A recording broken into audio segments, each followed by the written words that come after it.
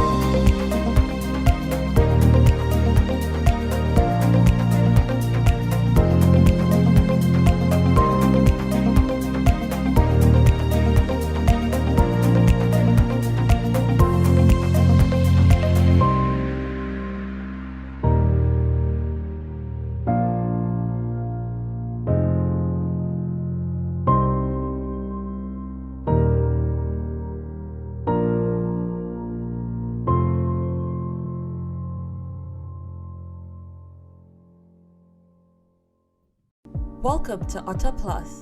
We are the leading equity crowdfunding platform in Malaysia. We assist entrepreneurs with their fundraising efforts by connecting them to investors. Now, anyone can fund your startup. Scan the QR code to work with us. We look forward to hearing from you soon. Thank you and have a wonderful day ahead.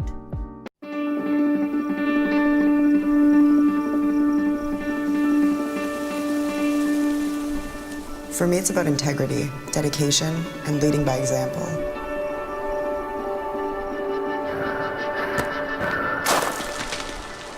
Nothing was ever achieved without hard work. You have to have knowledge and inspiration in equal measures. I have to be precise but be prepared to experiment. For me, it's about respecting the individual and improving communities. Putting myself in their shoes to deliver the best possible outcomes.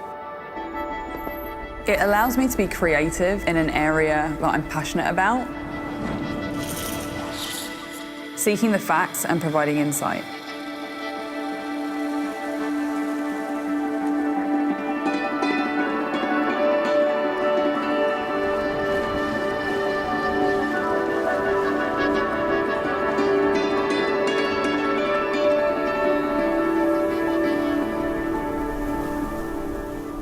When I first started running, I had all kinds of problems to overcome.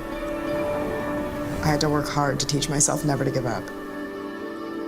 Of course, I need focus and dedication, the ability to set a target and work towards it. Little by little, you reach your goal.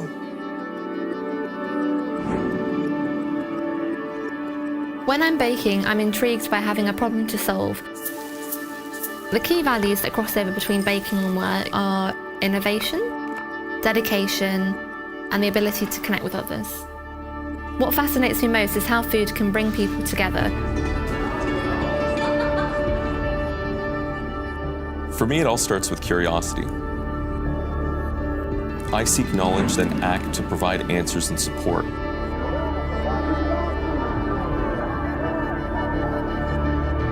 In human rights advocacy, you can't act alone. You need to build a team to help you achieve your goals.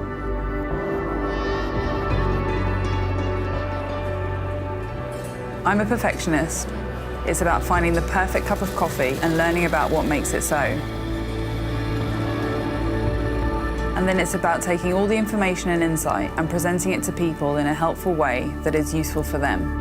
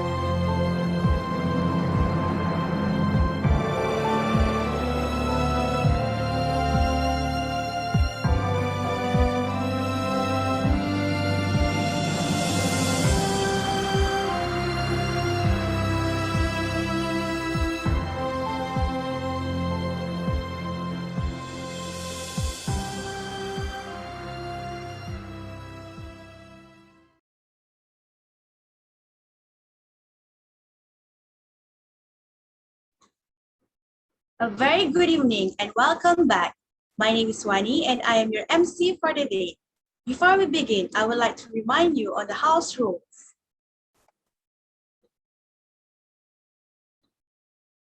The webinar house rules. The access link to the webinar is unique to only one person and it should not be forwarded or shared with anyone else.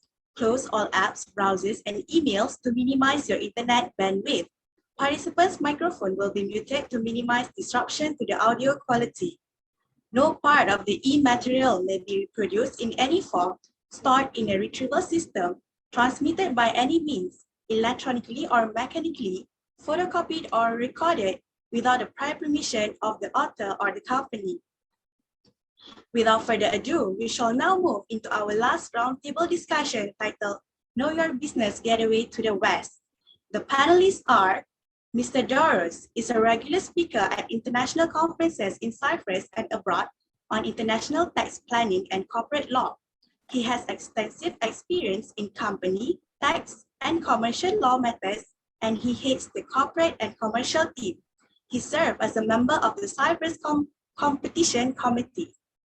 Next, we have Mr. Morrison, professionally deals with tax, economic, and copyright law in the IT area. He has conducted many restructuring projects, including those related to the public market. Outside of work, he deals with philosophy, in particular with philosophy in methodology of social sciences, economics, and law. Member of the Copernicus Center for Interdisciplinary Research of the Jagiellonian University and the Polish Network of Philosophy of Economics. And we also have Ms. Christina, who is a tax advisor registered in the Professional Directory since 2012, with more than 10 years of experience in national and international tax advice. She provides tax advice for private individuals and also advises on global mobility, tax break for immigrants or returnees, definition and implementation of incentive plans, tax and contribution advice in the area of corporate welfare and productivity bonuses. The moderator of this session is Ms. Agnes Wong. Over to you, Ms. Agnes. Thank you, Wani. Thank you, Wani, for the introductions. Good afternoon, ladies and gentlemen. Welcome back to the final main stage live sessions of our Business and Tax Conference moving forward into 2022. For those who reside in Malaysia, thank you for staying on with us since 9:30 this morning. And for those around the world, thank you for joining us. Your attention is important to us. Even though the pandemic has brought about slowdown in economy in most of the country around the world, but it has speed up the development in IT infrastructure all over the world as well. In Malaysia, we have advanced at least 5 to 10 years at least in our digital adoptions, thanks to social distancing, and now businesses generally can accept workers located at multiple locations and different time zone, supporting different part of a business or a supply chain. Customers' expectation has also changed during the past 20 months. We all move into a situation where our customers providing feedback and complaints to us into current era of customers whereby we talks about they let us know immediately until the stage that right now they are putting their reviews, their comments on our product and services directly on the social media. While some businesses might be ready for such change, but many might find it challenging to accept. This new normal has pushed us all forward, and like it or not, the new normal will lead us to a new way of doing business, looking out for new opportunity to stay relevant and competitive, and businesses are generally more willing to collaborate in order to survive.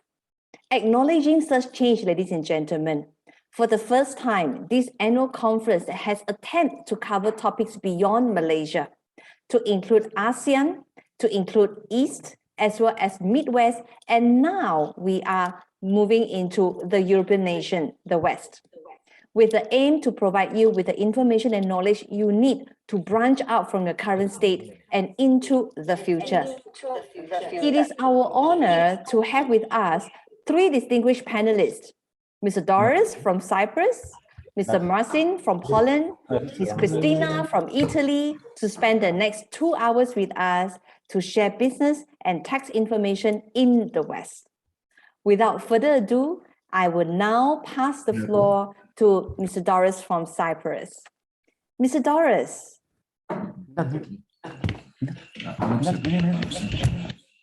Mr. Doris. Yes, I'm here. I'm here, Agnes. Hello, Mr. Doris. Welcome. And I understand that I have to wish you good morning. It's 11 o'clock in the morning. Absolutely, yes. It's 11 here in Cyprus and even 10 o'clock in the morning in Poland and Italy, from where my colleagues are located. Yeah, so basically technology has bring us together into one zone. Yeah. Absolutely. Otherwise we would not be, this would not be possible.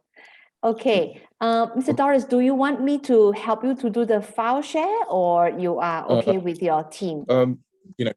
Let's try. Okay, let me give a try. Just a second. I think that we will manage. Otherwise, I will ask you to do the sharing. Not a problem. Yeah, you may go ahead. Just a second, please. Sure.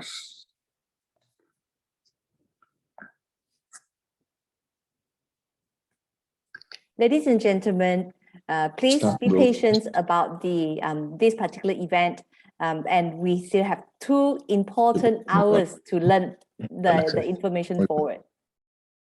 Let me just mute the screen. Yeah, Mr. Doris, I can easily do the share screen for you. Actually, it's fine.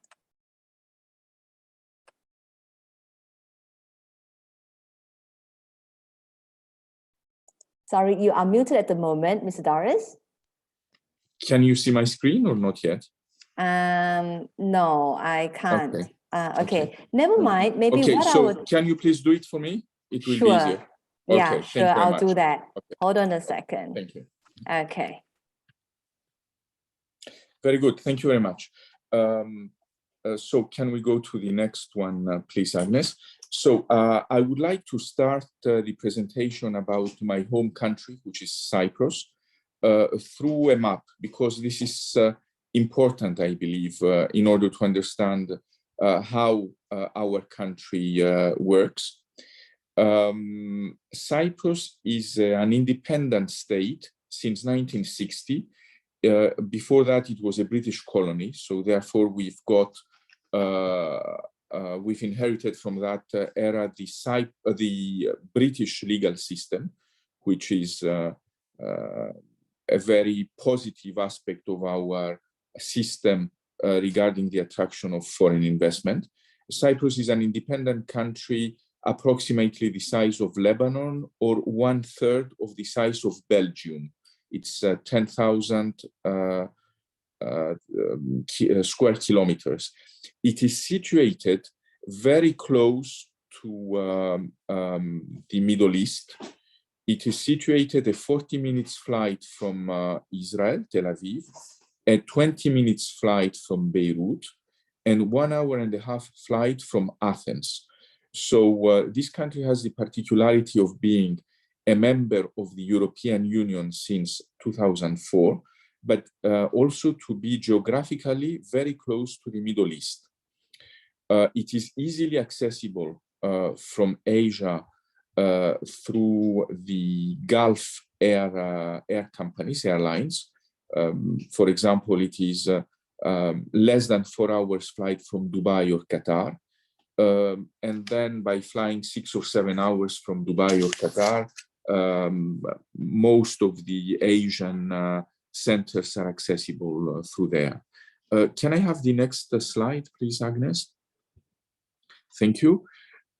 So we have a population of approximately 1 million.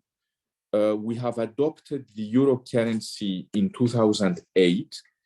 The system, of course, is a democratic system with a president who has all the powers of the executive. And what is interesting about our country is that it can be considered as a gateway to Europe. The European Union is, as you know, a common market with more and more common regulatory common laws and regulations. So by having a base here, a business has access to the rest of the continent. And the English language is the most widely spoken language in the island after the Greek. So this is really the business language of the country. Can I have the next slide, please, Agnes? So in order to do business in Cyprus, I think that the best thing is to start by saying a few words about the formation of a Cyprus company. This is, if you know how a United Kingdom company works, then you know exactly how a Cyprus company works, because it's exactly the same system. It's very quick, not very expensive to register. And can I have the next slide, please? This is coupled with a very interesting tax system, both for individuals and for companies. Next slide, please, Agnes. Thank you. So I will start by the individuals. The most common system, of course, for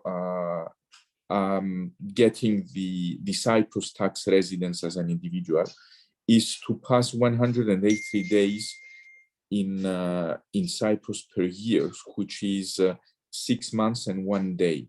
However, these past few years, our authorities have introduced the non-dom tax residence, which is very interesting because, next slide, please, Agnes. Because there are two main rules, conditions for obtaining the non-dom. It is to spend 60 days, which is 2 months, per tax year in Cyprus, and of course to have a business activity here, and this is important, not to have another permanent tax residence in another country other than Cyprus. So next slide, please. So this gives a very interesting tax regime for the individuals. And the main feature of this is that an individual can receive dividend revenue without any withholding tax or other tax in Cyprus. So this is a very interesting feature for businessmen, especially if it is coupled with a Cyprus company to do his business. So we can go to the next slide.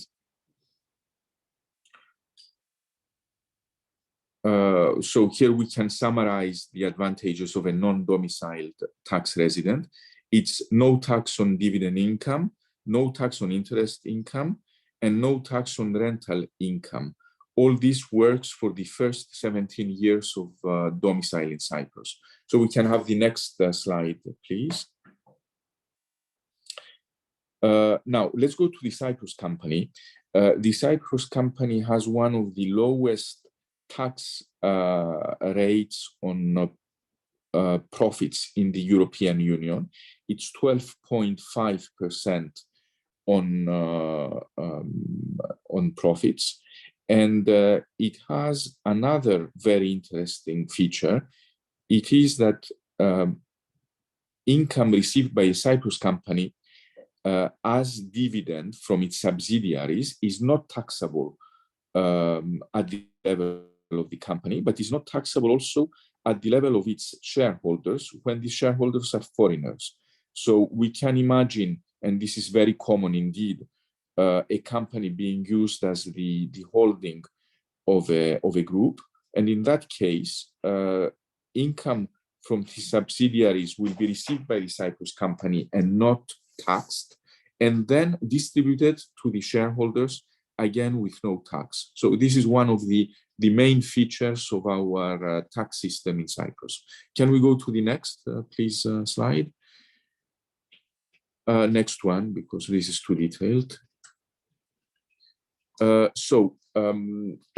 Coming from Malaysia and Singapore, I am sure that you are familiar with the trust system, because this is, of course, of English legal tradition. This is a feature of English legal tradition. So Cyprus is an important jurisdiction for establishing trusts, which can be used either for holding a company or for succession reasons, because it is a way to organize succession or family assets in a very liberal and flexible way. Next slide, please. Trusts are tax transparent. It means that there is no taxation linked to a trust.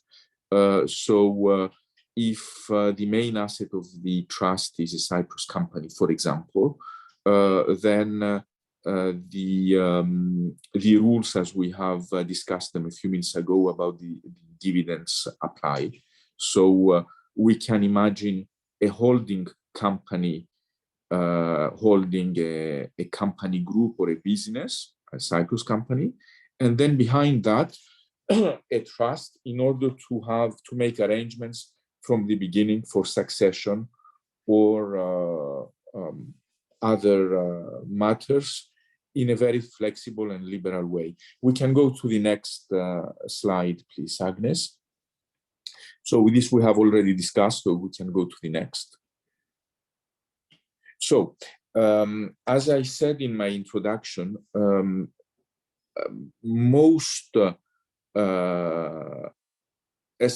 European Union is not only a common market, but it has common regulatory rules and licenses for many of the regulated activities.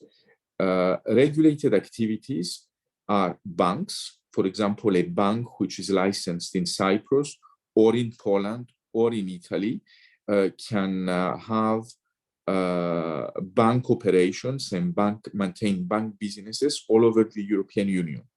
This is the case also for financial services companies, exactly the same, and also for investment funds. Cyprus has developed these past few years a very dynamic fund industry, which makes the establishment of investment fund in Cyprus quick and with a reasonable cost as to the establishment. And when obtaining a fund license in Cyprus, this fund can maintain activities all over the European Union. So this is one of the most promising fields of activity in our country. So we can go to the next slide.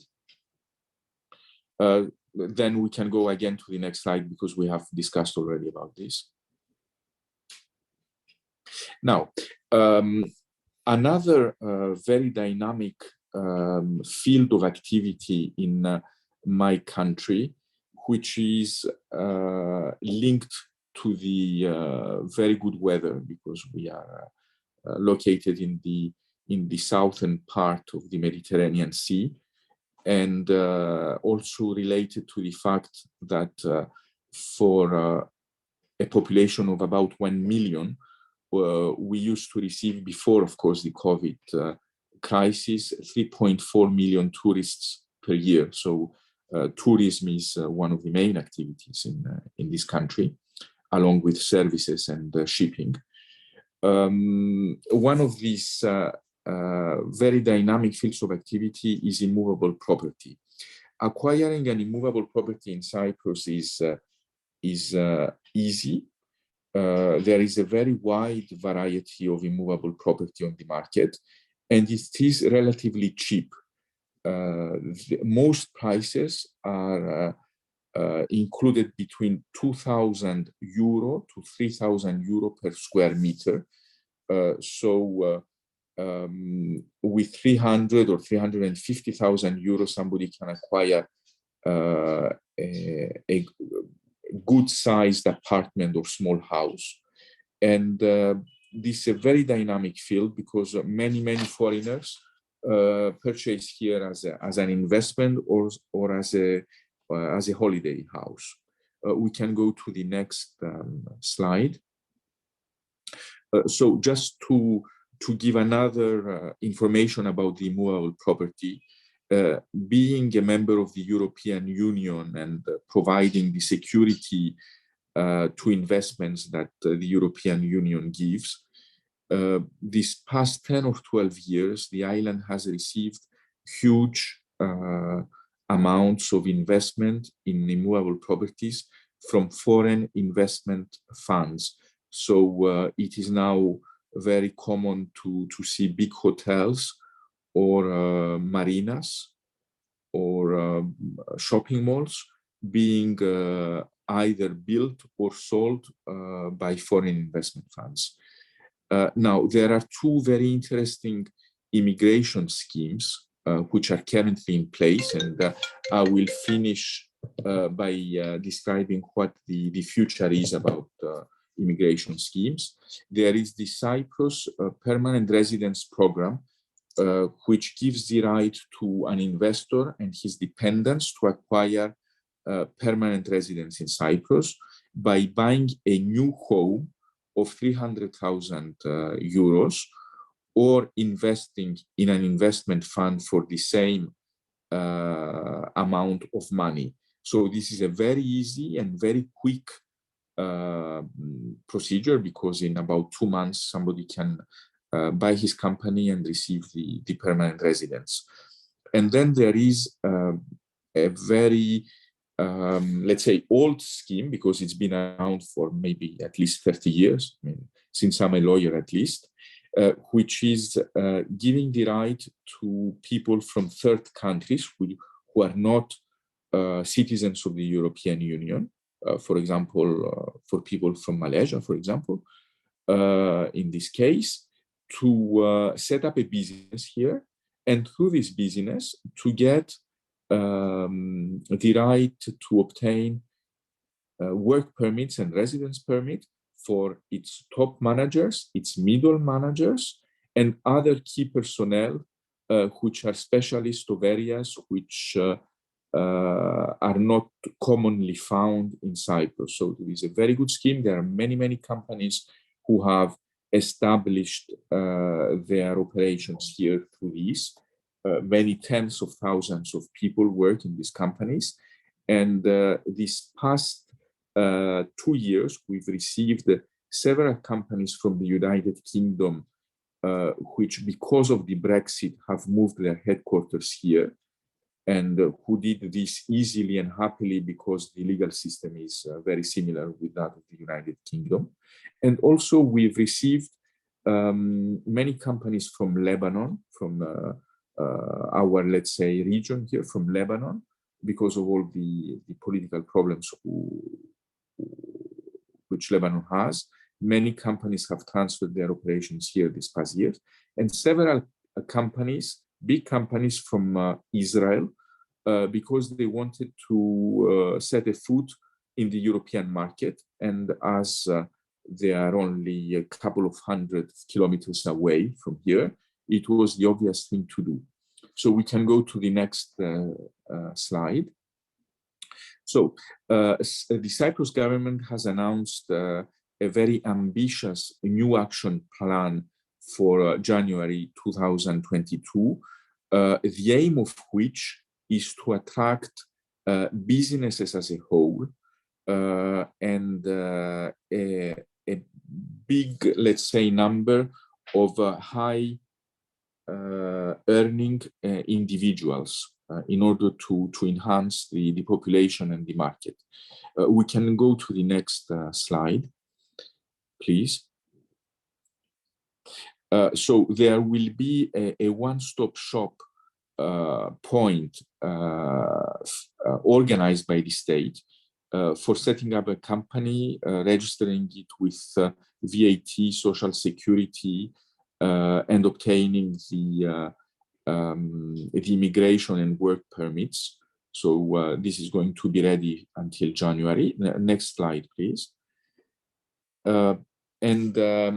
This is aimed at attracting innovation and high technology companies, but not only, of course.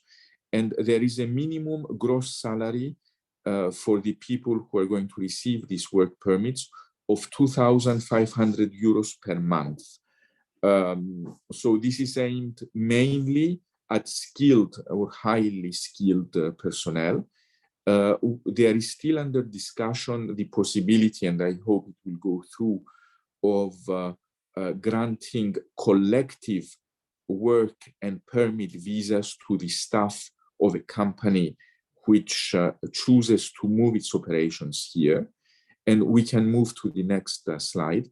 And another innovation of this plan is that the spouses and dependents of the people who will receive the work permit, for example, the wife or the husband of a person who receives the work permit, will be allowed to find and take any job without any restriction on the labor market of the island. So this is really designed to attract people who want to establish in the country. We can go further to the next slide. We have discussed this already, so we can go to the next slide. So there is also in January coming a digital nomad visa, which will be in the beginning only for 100 beneficiaries, for 100 individuals, but as an exercise, because the authorities want to see how this is going to work. People who work for companies who are not situated in Cyprus or who are self-employed will get the right to live here and work from here, which is a country where life is nice and easy because there is no great density of population. And so the visas will also be granted to the family. Now, this brings me to a very important feature of the company taxation of Cyprus, which is the very low tax for income which or has its origin in intellectual property rights. So if somebody or a business decides to set up an intellectual property box company in Cyprus, the revenue from intellectual property is taxed only at 2.5%, which is extremely low. And this is one of the elements of the government policies and schemes to attract technology businesses to Cyprus. We can move to the next. So we can move also to the next because we have already talked about all this. Now, part of this new scheme coming into operation, into validity in January and aimed to attracting the operations of foreign businesses to establish in Cyprus, there will be a new Cyprus passport scheme linked to this. So people who will be working in Cyprus for at least 5 years will be entitled and will have this facilitated to receive the Cyprus passport, which is a European Union passport. So somebody who gets this passport can work, travel, and establish in any other European Union country. And if some of these persons learn the local language, which is Greek,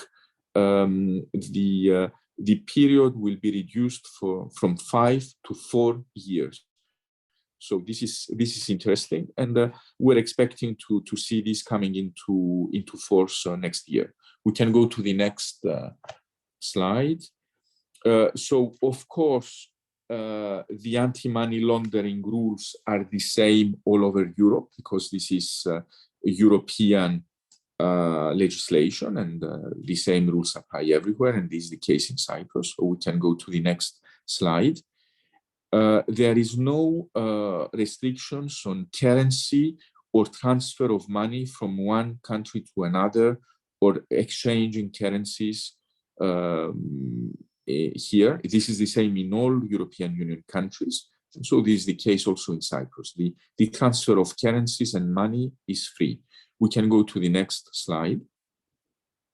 Alors, this is the last slide, and the question is, why choose Cyprus as an entry, as a gate to the European Union or the Middle East? And the answer is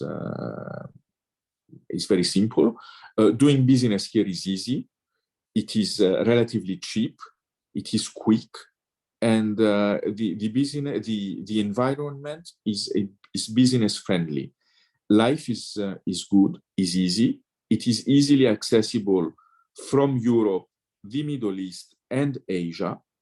And also for people who choose to establish here with their families, there are very good and high-level schools in English and French. And in order to finish this presentation, I would like to say that next year we will have this new plan coming into force, into validity, and we are expecting to see a large number of foreign businesses choosing to establish their headquarters and their operations in Cyprus. Thank you very much. Thank you. Thank you very much for the presentation. Thank you. Right. Doris, I must confess, this is the first time I hear about Cyprus. Okay. So it was very useful then. Yeah. We have many common things with Malaysia and Singapore because of the common British heritage concerning our legal systems. Right. Many things are similar. So it's easy to do business in one another's country. Yeah, but it also means that I have a lot of questions. Okay. Yeah, I mean, just out of curiosity, from somebody that who is so far away, right? Just now from the presentation, I heard that Doris, you mentioned that it is a country that's with about 1 million population. Yes, it's a not million much. Population. Yeah, it's a small place, but with 3.2 million tourists visiting. Yes, 3.4 in 2019. Yes, it's a big industry, tourism. Tourism is really a big industry, as the services and shipping. These are the three main. I forgot to mention that we have the third shipping fleet of the European Union. So there is a large merchant fleet. I see. So this is 3.4 is the annual numbers? Yes. It's an annual number. I mean, wow. Not during the COVID, of course. But before that, yes. Annual numbers. Yes, right. absolutely. So most of your visitors are from European Union, or from most outside? of them are from the European Union, and some from the Middle East countries. But the large bulk is from England, Germany, Russia, also a lot, Ukraine, right. and the Scandinavian countries also. I see. So meaning to say, one of the very important industry that Cyprus is actually carrying is actually the tourism industry. Yes. I absolutely. see. Yeah. Now, I still wanted to ask this question. I know you have explained, right? Gateway. The topic is gateway to Europe, right? Cyprus being the gateway to Europe. So is it because of the Cyprus your citizenship, whereby it actually allows you to actually go all over the place? Is it because of that, or the visa? For example, if a company does actually set up an office over in Cyprus, a regional office in Cyprus, right, and then having its subsidiary all over the world. Right. So just now you mentioned that, in fact, the dividend repatriated or the dividend income is actually tax-free. So yes. whether remit or not remit is actually tax-free. So under that kind of situation, so if the company, the bosses decided to apply for work visa or employment visa for its staff, does that mean the staff not only will be able to work in Cyprus, but also around the European Union, or it will be like the visa would still remain to just Cyprus? No, it will still remain to just Cyprus, right. but traveling around the European Union will be facilitated through obtaining the relevant visas from the, for example, French or German or Italian embassies in Nicosia, in our capital city. But having a company here which has, let's say, its licenses and so on in Cyprus, if it is a regulated activity, the company can work anywhere in the European Union. If it is a bank, it can have bank operations all over Europe. If it is a fund, investment fund, the same. If it is a financial services company, the same. It has attracted a lot of business. Some of them are European businesses.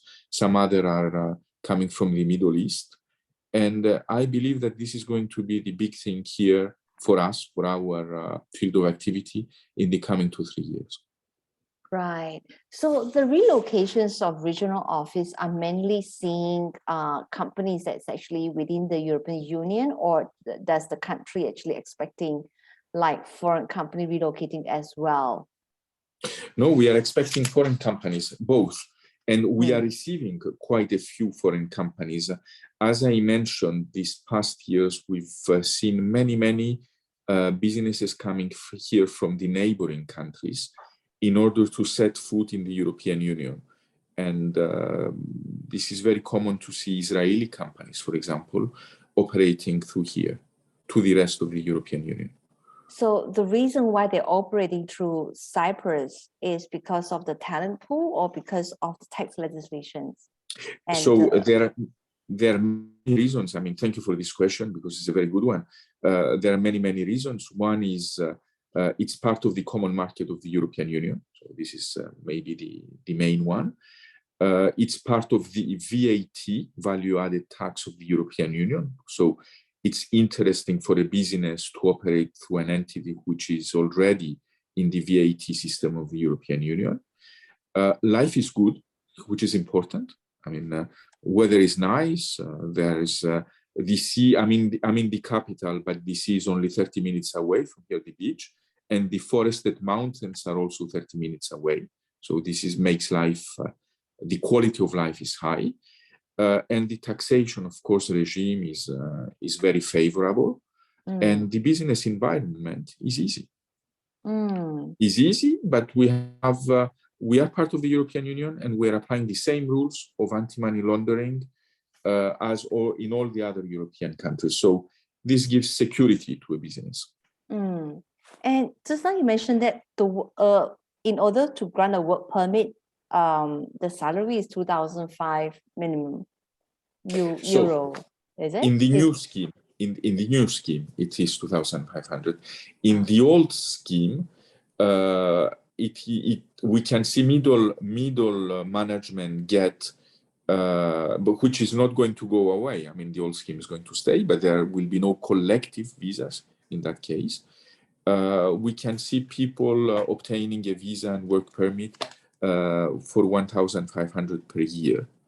And also, we have witnessed also building companies working on public or private building sites in Cyprus, being able to bring their builders and working force for much lower salaries than this in a quite easy way, when they can show that there is not enough skilled workforce in the country. I see. What is the minimum investment? Just now, I think it was, what was it being mentioned? 300,000, is it? For a residence, yes. For residence, but there is no minimum investment otherwise. But for obtaining, for obtaining a fast-tracked residence, 300,000 is the minimum investment. Otherwise, for business, there is no minimum investment. That's not being so okay. So in Cyprus, can I own 100% foreign-owned company? Yes, yes, absolutely, yes. Immovable property the same, and companies the same. There is no restriction. I mean, this is I suppose that this is the same all over the European Union. I see. Okay. Thank you very much for for sharing, Doris. Thank you very much. We are going to come back for a roundtable shortly. Okay. Yeah, we hope to actually have some questions coming from the floor as well. Now, thank you. Thank you, Anna. Thank you, Doris. Now, I'd like to welcome Marcin to come on the stage right now. And Marcin is actually from Poland. Good morning. Yeah, good morning in Poland and good afternoon in Malaysia, as far as I know. So, thank you very much for inviting us here. I must say that I have never been to Kuala Lumpur or to Malaysia, so that's a very interesting conference for us, and I am really honored to be invited. Before the conference, I read some economic information about Malaysia, and I concluded that probably in terms of population, economy, we are quite similar. I mean, Poland and Malaysia. I mean, more or less the same number of people, more or less the same GDP per capita in terms of power purchase parity. So it's nice to know that on the other side of the globe, there are countries which are quite similar. Wow. Okay. Then let's see whether for any Malaysians, since everything looks pretty similar, whether Poland or that part of the European nations, whether it will be a good opportunity for us to actually embark into. Yeah, Marcin, over to you. Yeah, so let me show my screen. And well, I decided to prepare this presentation in a bit different way. I mean, undeniably, Cyprus is the best gateway to the European Union, probably especially for business from Asia. And I decided to be a sort of an ambassador of the European Union in general. So I'll be talking more about the European Union, so where exactly this gateway is leading the investors, than about my country, although I would like to tell also some important information about Poland. So let me, sorry, just a moment. Sorry for this, just give me a second.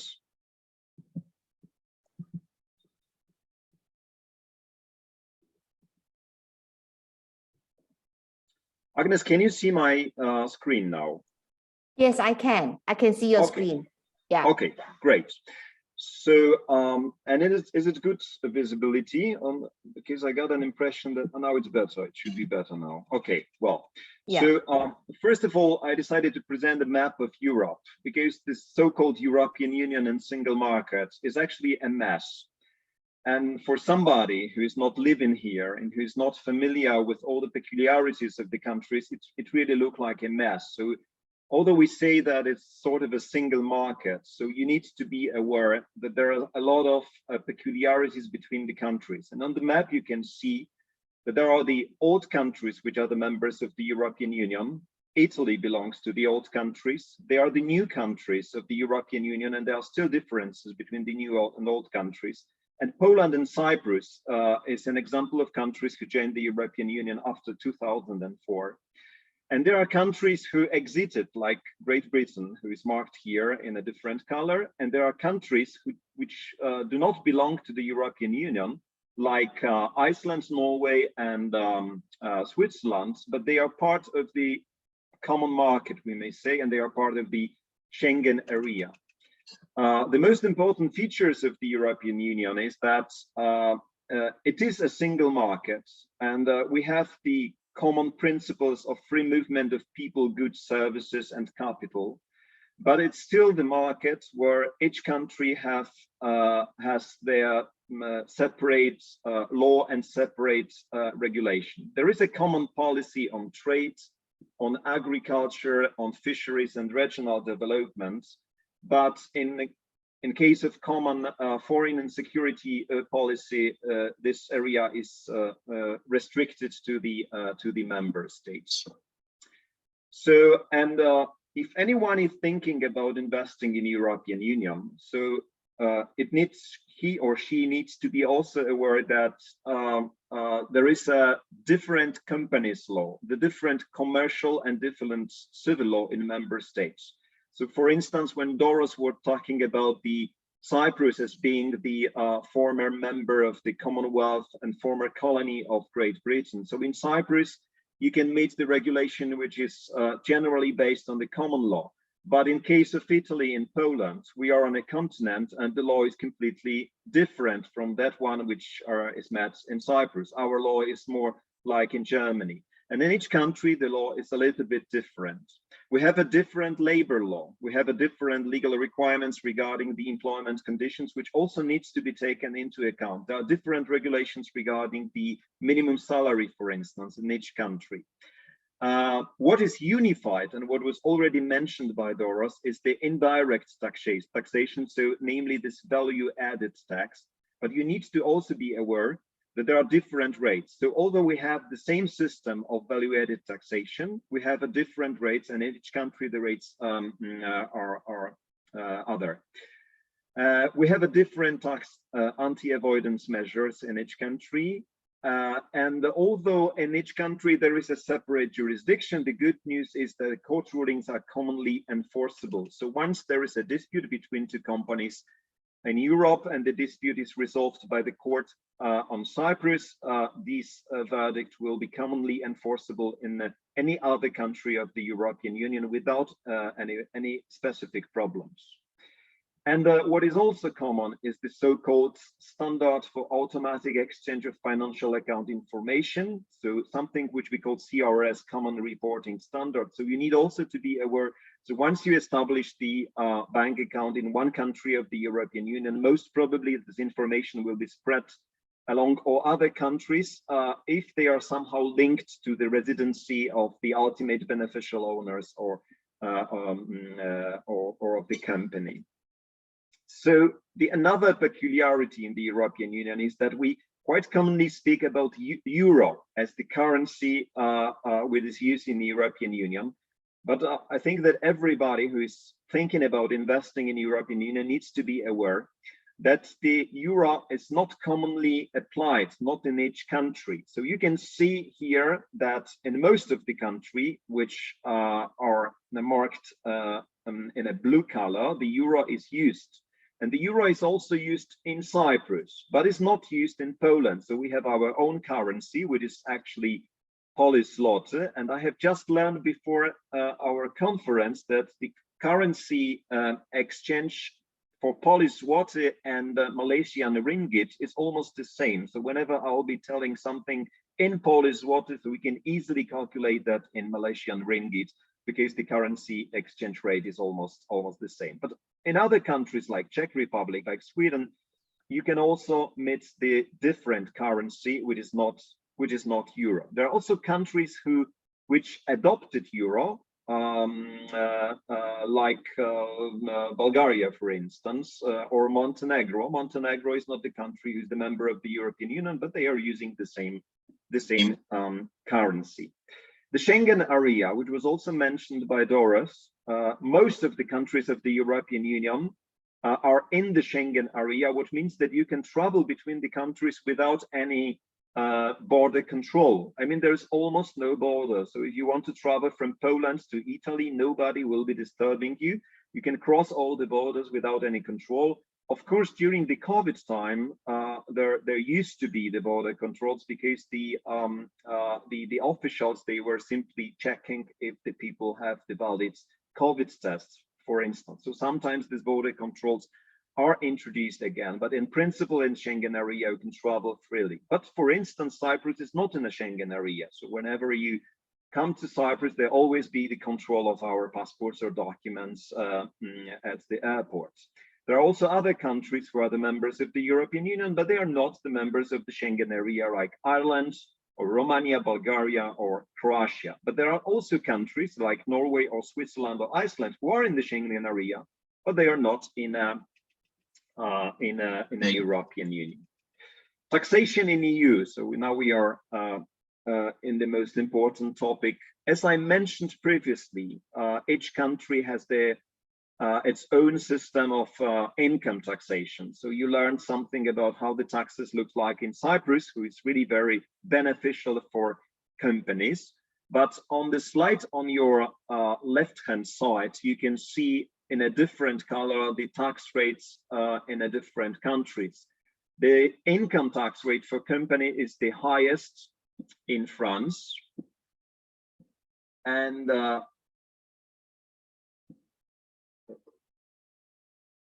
Agnes, I have an information that the slides is not moving. Yeah, we are looking at slide 2, single market. Have you been, have you been entering? Because the slides is not, moving. Okay, they are moving on my screen, but they are not moving on your screen. So I'll try to do something with that. Right, okay. Right. Now, are they moving? Agnes, can you see the different slides or not? At the moment, I'm looking at single currency. Right, okay, there was Schengen area. Schengen area, that's right. Right, so now we are taxation in EU. Taxation in Europe. Okay, when I enlarge my screen, and I'll try to do that, I'm not sure if it's possible. Yeah, you may actually have to press the PowerPoint button. You still see the taxation in EU slide? Yes. Okay, right, let me check. And now you see the next slide, taxes in EU or not? Taxation in EU. Okay, fine. So we are back on the right track. So let's go back to the tax rates. As you can see on your left-hand slide, the highest taxation is in France. Italy is also heavily taxed. In Poland, we have 19%, and you have just heard that in Cyprus, there's only 12.5%. The lowest rate is in Hungary. Also, there are different VAT rates in Europe.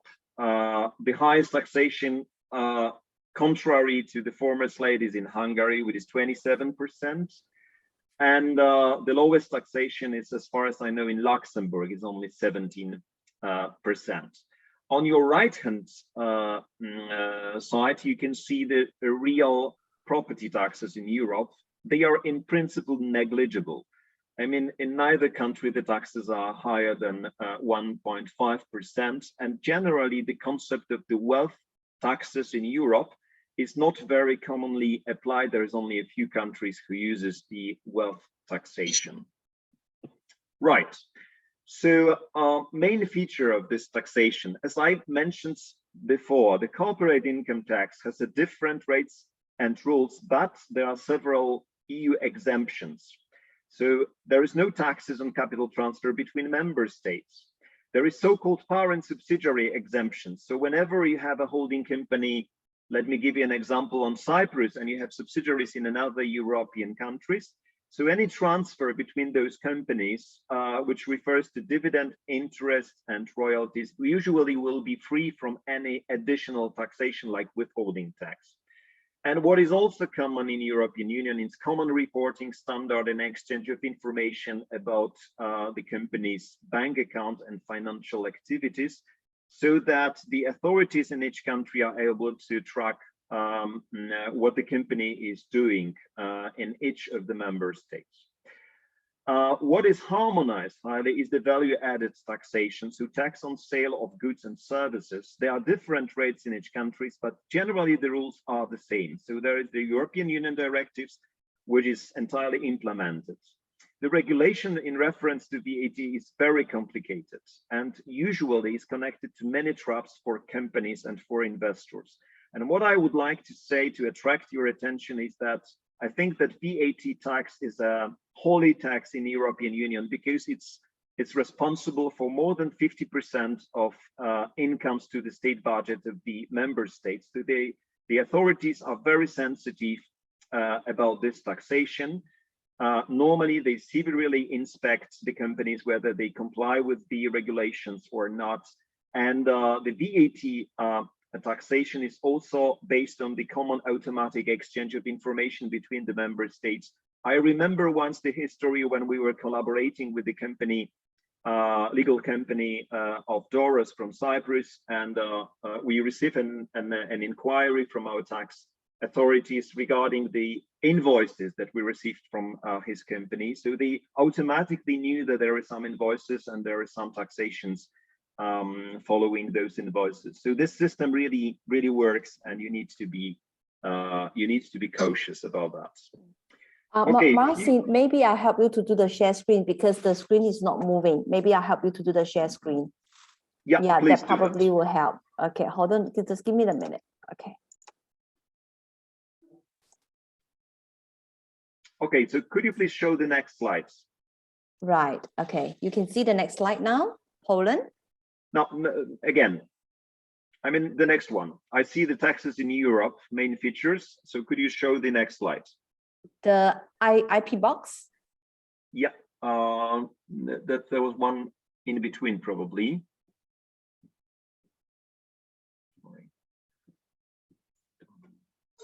Company formation. Company formation in EU, yes.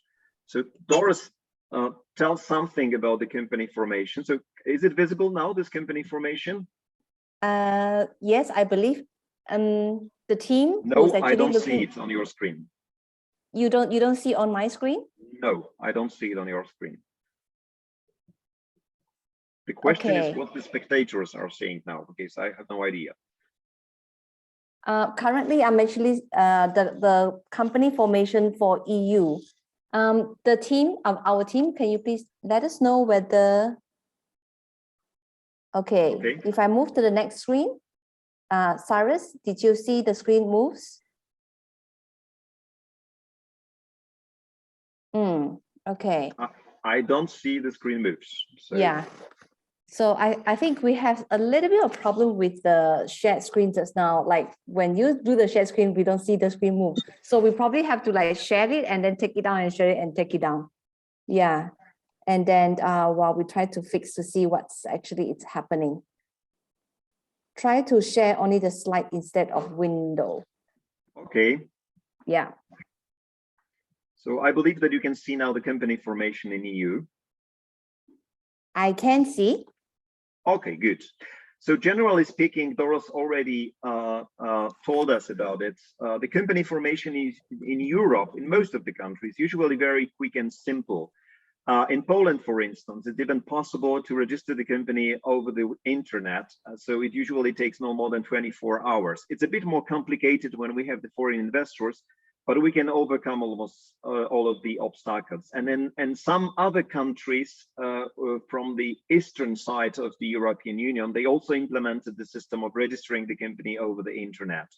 And there is generally no restriction on foreign capital. I mean, you ask the question if the Malaysian citizen can invest be the shareholder 100% of the company in Cyprus.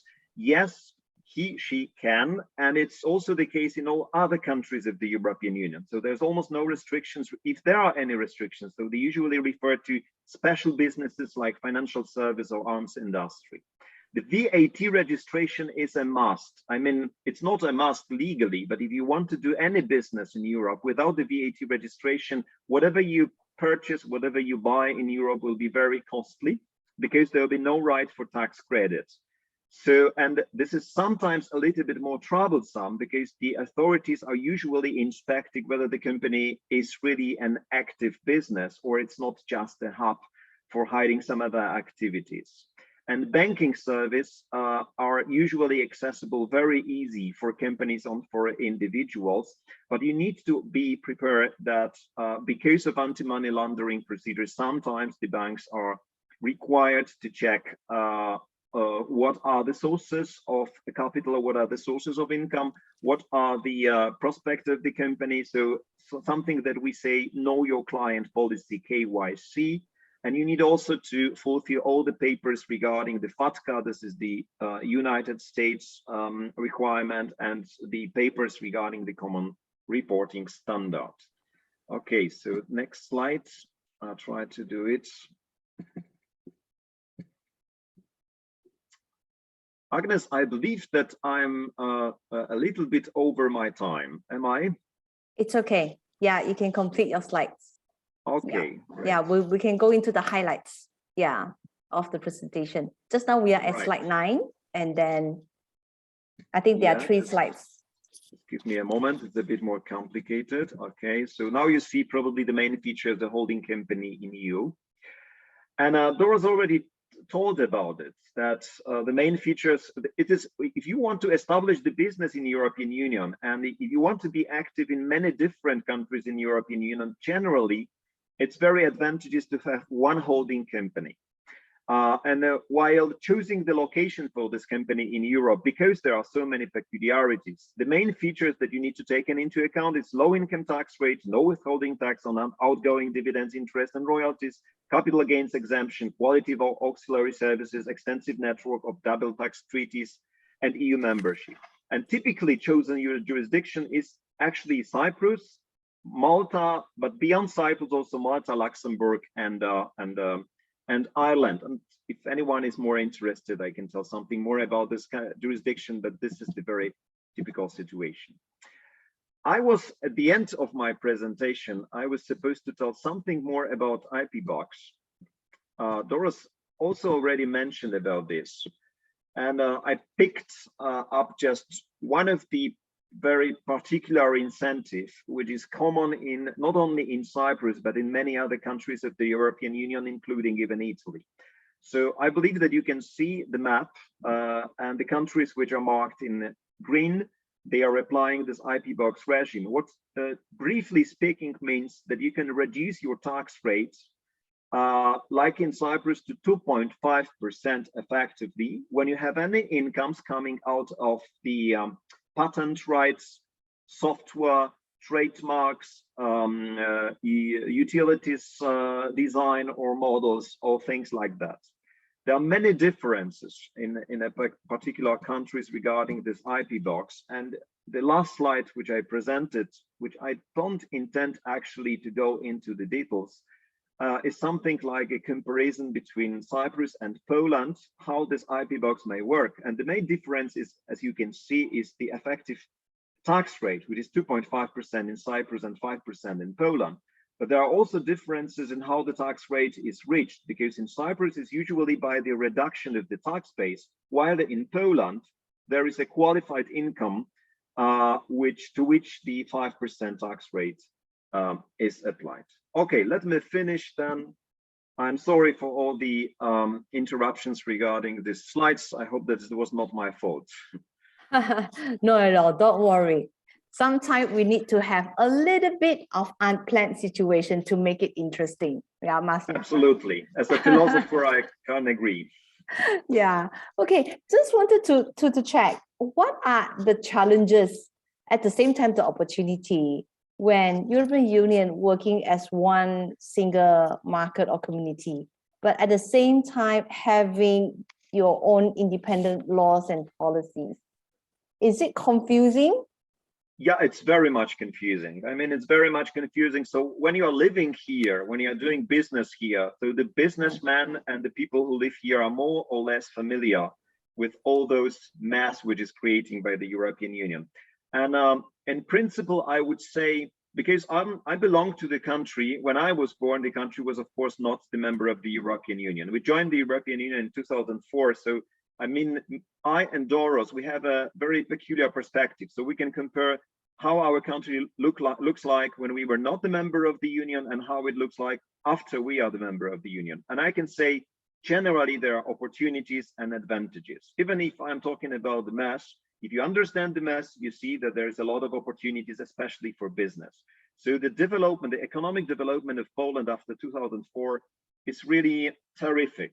I mean, so what we reached in this time, I would say 70% we owe to our membership in the European Union. So that's my opinion. Because of the, so in a way, something like a free trade in between, isn't it? Yeah, there are two. Is it like the import tax? Yeah, maybe you can share a bit more. The one is strictly business perspective. So if you have an access to the single market, if you can freely trade regardless of whatever country you choose as your country of your destination. I mean, when you want to trade your sell your services or sell your goods. So this is the one perspective and one opportunity which is very important. But the another opportunity is strictly bound to our lifestyle. I mean, because there are almost no borders and we can freely travel all over the Europe. I mean, for me now to fly to Italy just for a weekend is not a problem, you know. So that's something very valuable for the people, of course, who can afford that. That's another story, but. Right. But what about the frustration part and the challenging part by coming together as one?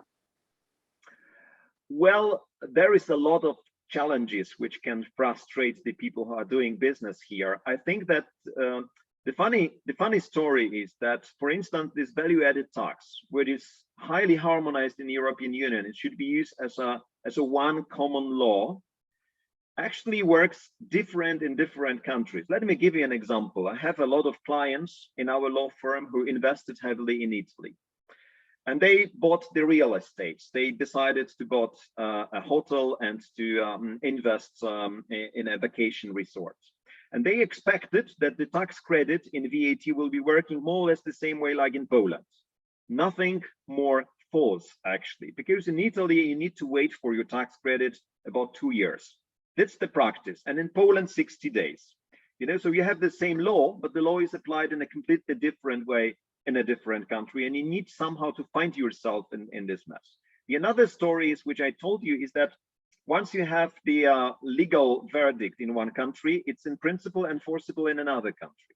And we have just the case between me and Doros that one of our clients have a verdict, actually is not our client, it's our adversary, has a verdict in Poland and is trying to get an enforceability of this verdict in Cyprus.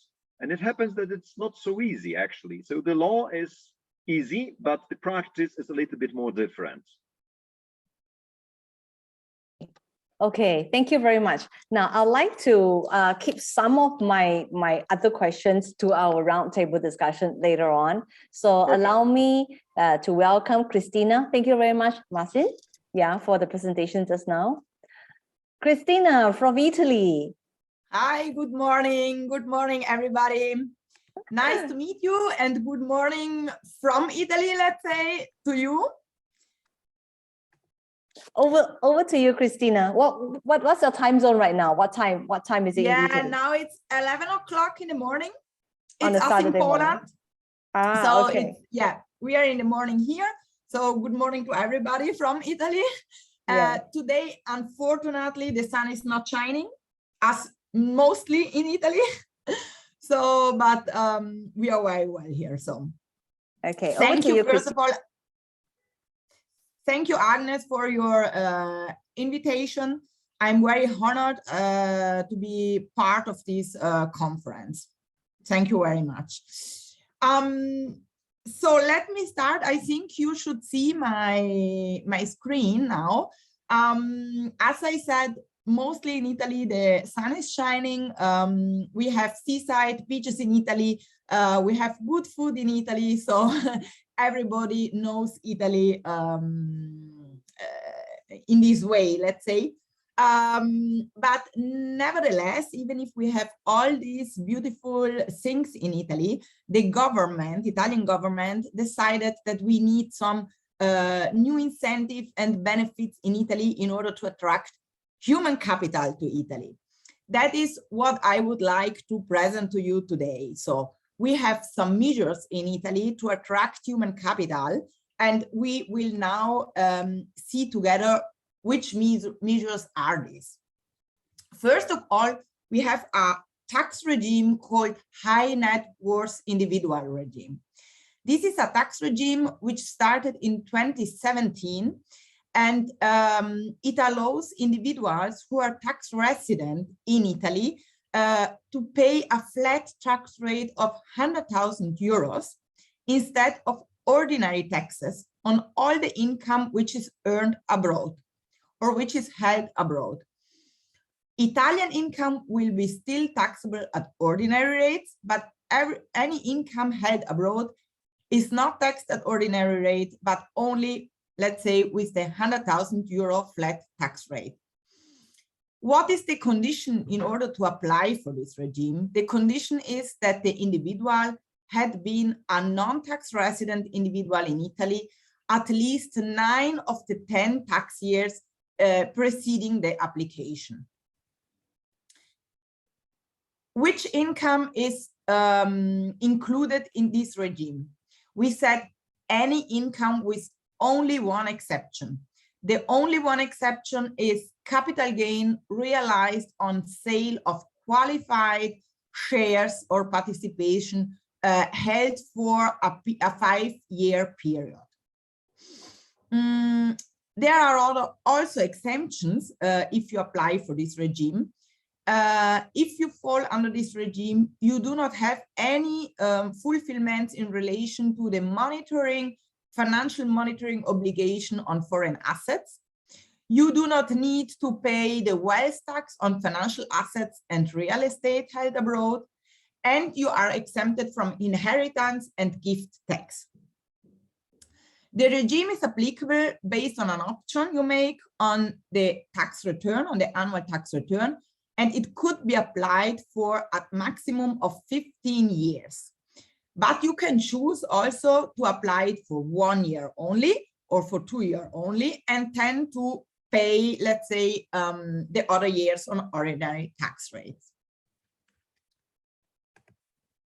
Another very important and new regime is the inbound worker regime or repatriation regime.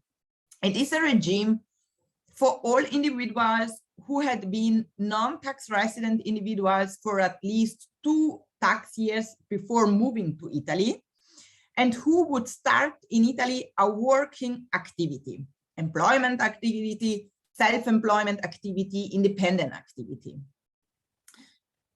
If you have these conditions, you can be taxable in Italy only on 30% of your taxable income. So 70% of the taxable income will be tax exempted in Italy for the first 5-year period. And if you then meet other conditions, you can, in addition, extend this regime for another 5-year period. So at the end, what could happen is that you move to Italy, you start a working activity in Italy, and you will be taxed in Italy only on 30% for the first 5-year period, and then on 50% of an additional 5-year period. This regime is applicable, let's say, mostly from the companies who will move their employees to Italy on secondment or on local contracts or in smart working. The regime is anyway applicable. Very similar regime, or let's say quite the same regime, will applicable also on professional sportsmen. So we have a lot of good football clubs, for example, in Italy, and some of the football players will move to Italy with this regime. This means they will be taxable in Italy only on 50% of the taxable income.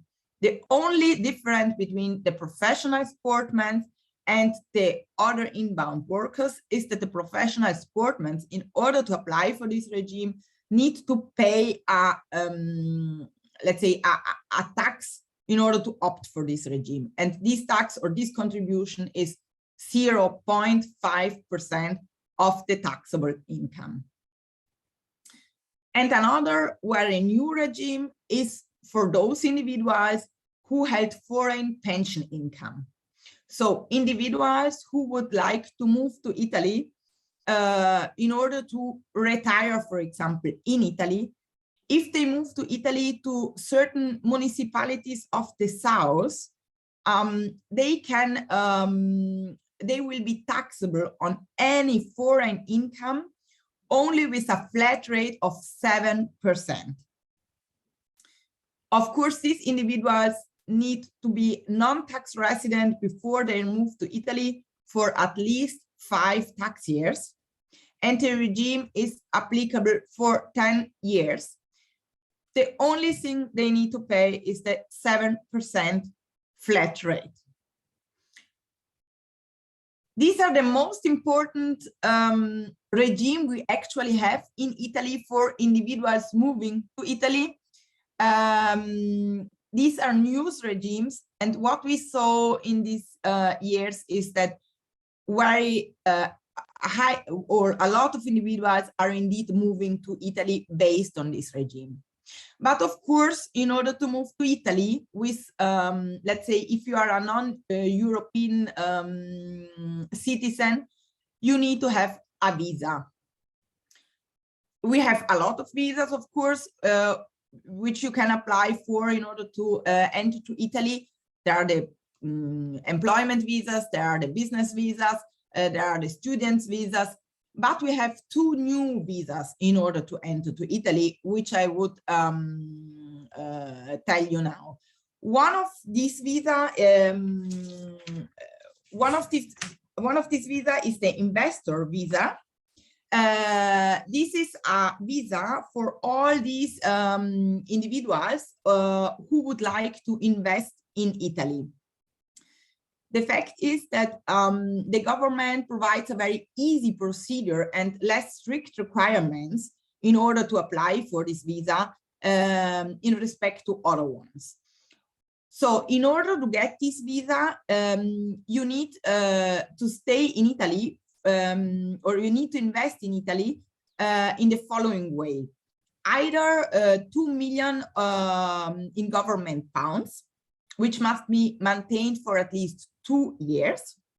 You can invest 500,000 euros in an Italian limited company, which is created and which is operative and maintained as well for at least 2 years.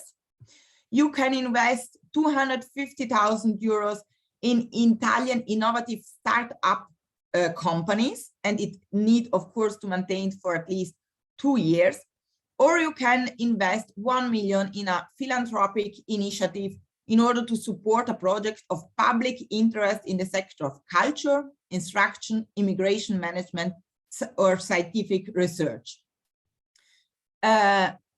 This visa allows you to stay in Italy for 2 years, and it could also be extended for another 3-year period. So you can apply for it for comprehensively 5-year period.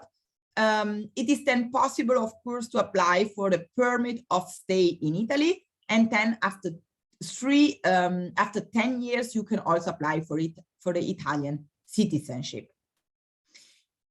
If you apply for the investment visa, you need to demonstrate that you indeed are the effective beneficiary of the investment or the donation you make in Italy.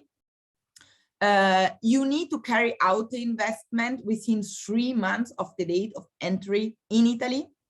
And you need to demonstrate to have sufficient resources to maintain yourself and the family in Italy. Besides the investment visa, we have another new visa, which is the elective resident visa.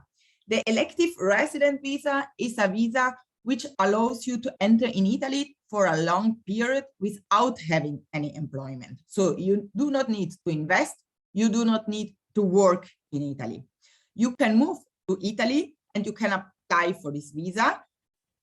Of course, what you need to do is to demonstrate that you have enough funds to live in Italy. What does it mean? It means that you need to purchase or rent a house. You need to have a total income at least of 32,000 euros. And you need to have regular and stable financial resources, which are likely to main study in the future. You need also to have a health insurance, for example.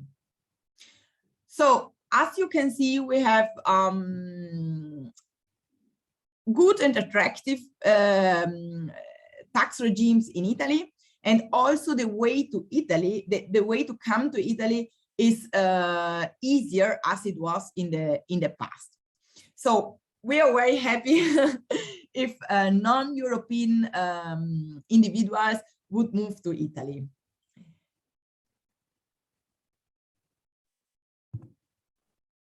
Okay, Christina, is done? Yeah, I'm there. Okay. Can you see me? Let me interrupt. Sure. Right. Thank you. Interesting. So, okay. Looking at this particular elective elective residency visa. Elective residency visa. Yes. So maybe I think what we'll do is we go straight into an overall discussions between Marcin, Doris, and Christina. Yeah, so let me just send a start video to everyone here. Right, well, welcome back. Just out of curiosity, what is the difference between the one in Cyprus that talks about digital nomads as well as elective resident visa? Yeah, so maybe Christina first, would you be able to repeat that again? So as a elective resident visa, basically you can stay in Italy and you need to rent a place, prove that you have an annual income of 32,000 euro. Exactly. The elective resident visa allows you to stay in Italy without any working activity, without any investing. So you are allowed to stay in Italy only on the background that you can demonstrate that you have enough funds to live in Italy. So it is, you can travel to Italy, stay in Italy. You can also use it in order to travel around the world in the meantime. You have this elective visa in Italy. The only thing, of course, you need to take care about it is that if you stay more than 183 days in Italy, most likely you become a tax resident in Italy. So you need to check, of course, whether you have any, let's say, taxation implication in Italy if you get this visa. Right. Okay. So that is actually a little bit different from the foreign pension visa scheme, right? The one that whereby there is this foreign source of income taxes of 7%. Yeah, exactly. Of course, how does these two link to each other? It is linked. Because you can, of course, get this visa in order to stay in Italy. Indeed, the retirement, let's say, pension, it's not a visa, it's just a tax regime, which allows you to move to Italy and to stay in the south of Italy. It is called the retirement, let's say, scheme. I see. Because a lot of people who get pension from a foreign country goes to the south of Italy. Why the south? Because in the south, we have the seaside, okay, more than in the north. And so you stay at the sunny side of Italy, you stay at the seaside of Italy, and you retire there. So mostly you do not work there, but you already get your pension from the foreign company. You can stay in Italy and pay on all your assets you have outside and all your income you earn outside, only a flat rate of 7%. So it is interesting. Our sharing today is Christina is actually sharing more of like, welcome this individual coming to my country, right? So this is more like what the country is looking for in terms of its policy making. Whereas for Doris, which is in Cyrus, is like, hey, you know what? We wanted to make ourselves a regional office hub for this part of the world. Whereas for Marcin, it's like, hey, you know, I have these other businesses. The euro is actually the entire business. So, you know, to be very honest, in my mind, I only understand Euro as a tourist location. Yeah, so to hear it for the first time, it is indeed interesting, I must say. So I just wanted, I mean, coming from Asia, coming from the perspective of an Asian investors looking into the European nation, the first impression that we get is the cost of living probably is high, but Marcin has just countered it and say, hey, you know what? My dollar and your dollar is pretty much the same, right? So that it's interesting to find out. Cost of living, first impression, it's not cheap. So would you be able to share with us on this particular topic on what your country is positioning yourself to? But from the here of it, it's like some is actually for business, some is actually for maybe residency. And maybe we're coming from a investment perspective, why euro is one of the preferred investment option to the world, when people in Asia, we keep thinking that Asia is where the growth factor is. So if there is any investments to be made we thought that, it belongs to this part of the continent because this is where the growth is actually at. But I would really wanted to actually hear from our panelists to say, but why Europe is also one of an alternative that you should think about. Yeah, because my offering, right? I just now, I think Martin is trying to get into IP box, but in a very, very quick manner, that probably deserves some additional information, whereby the effective tax rate of 5% and 2.5%, that sounds interesting. Not too sure in detail how that works and how does it actually apply to, and which part of the business is relevant to that, to that IP box that we are talking about. Is it that do I, as a businesses, I may actually have my manufacturing plant in China, but I relocate my IP registration, right, to Europe? Or, I mean, is that what we are talking about in order to capture the right amount of taxes? I'd like to hear from, maybe starting from Marcin and then over to Doris. Yeah, if I may.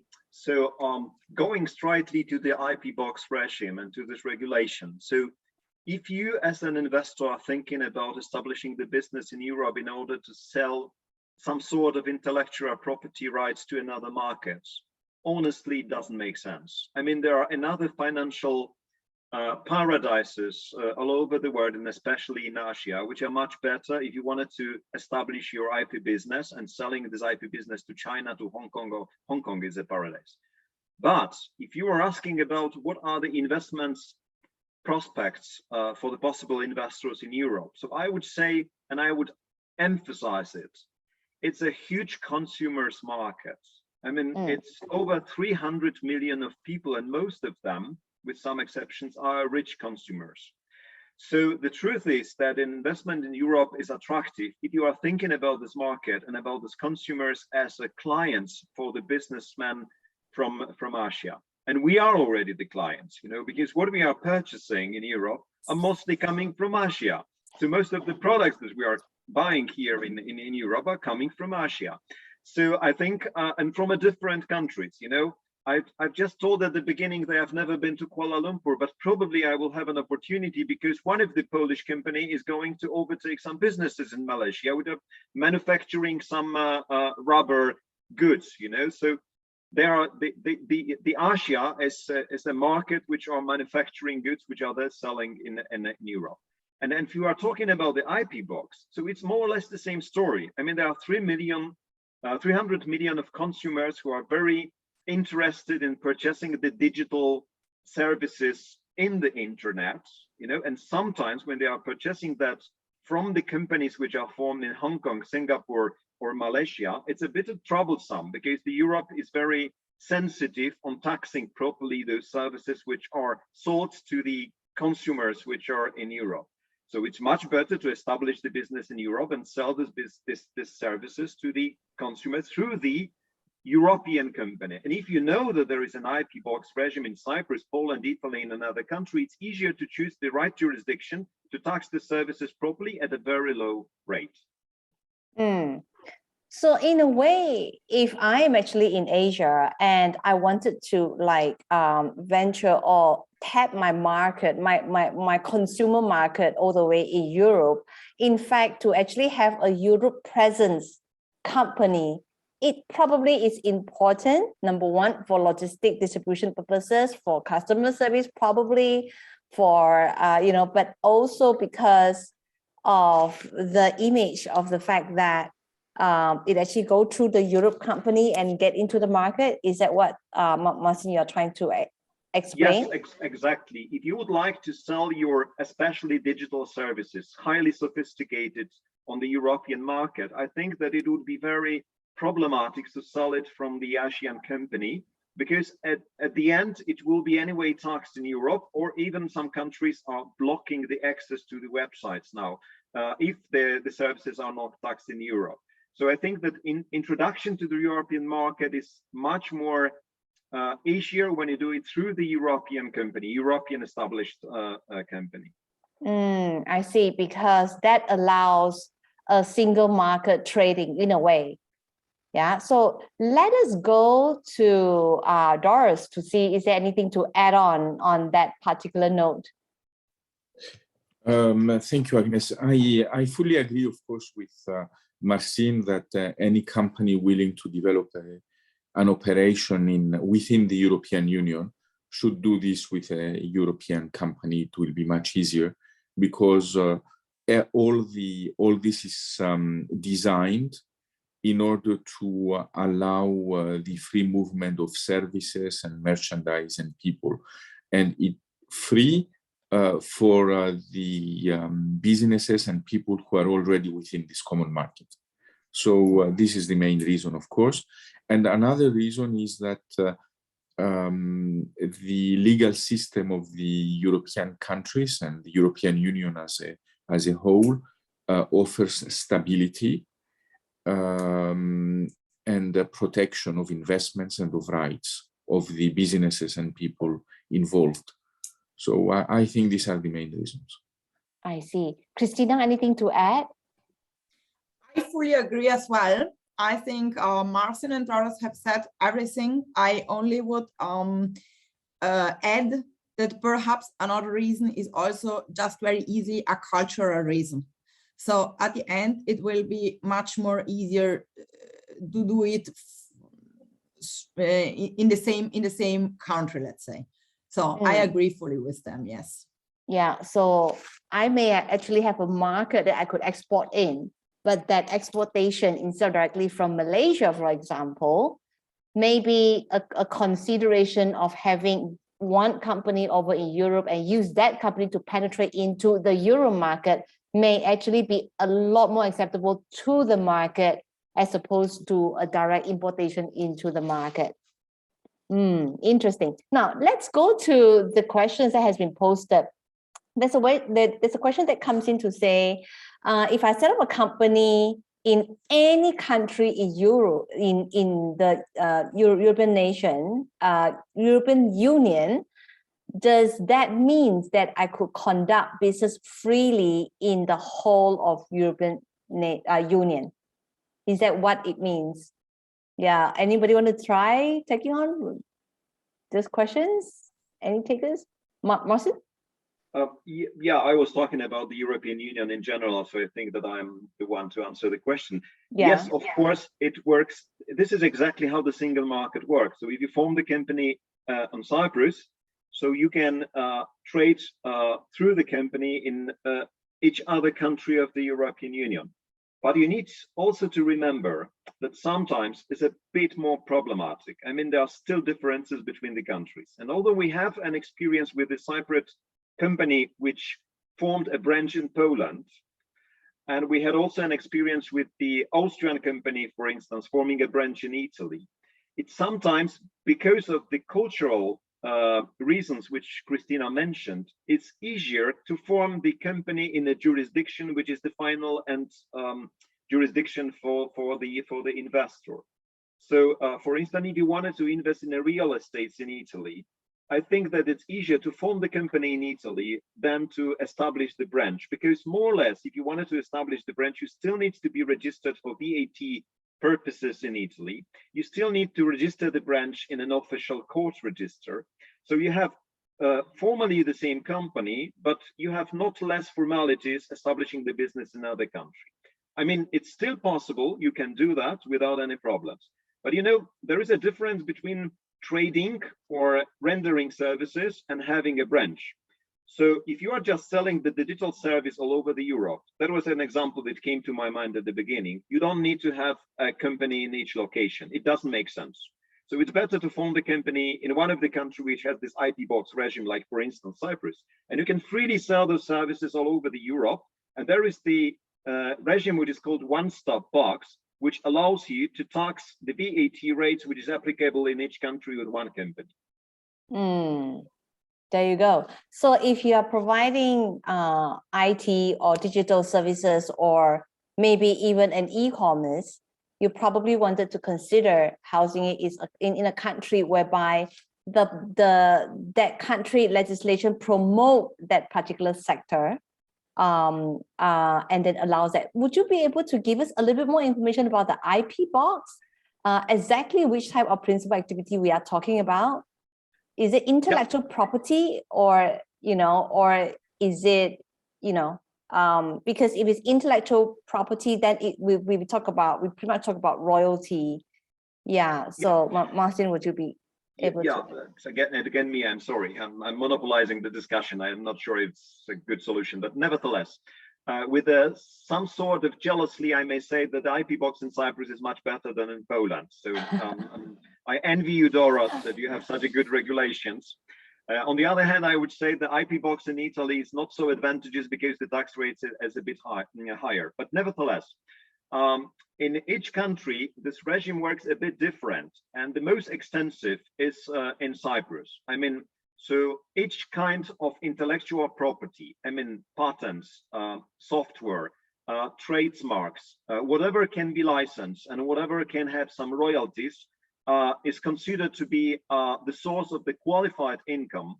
And if you have incomes like that, so then this income can have this reduced tax rates efficiently 2.5% in Cyprus.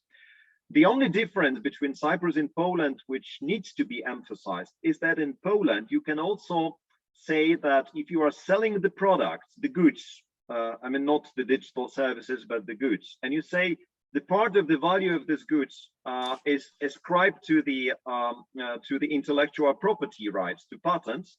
So then you can also apply this reduced tax rates to this part of the good price. And this is very unique. I mean, in most of other countries which use this IP box regime, they do not allow to ascribe this reduced tax rates to the part of the price for the products.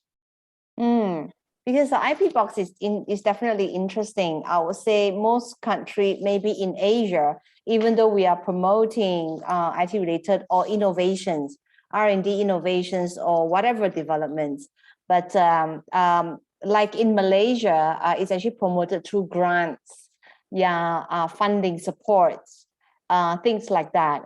Yeah, if you talk about tax rate, yes, to a certain extent.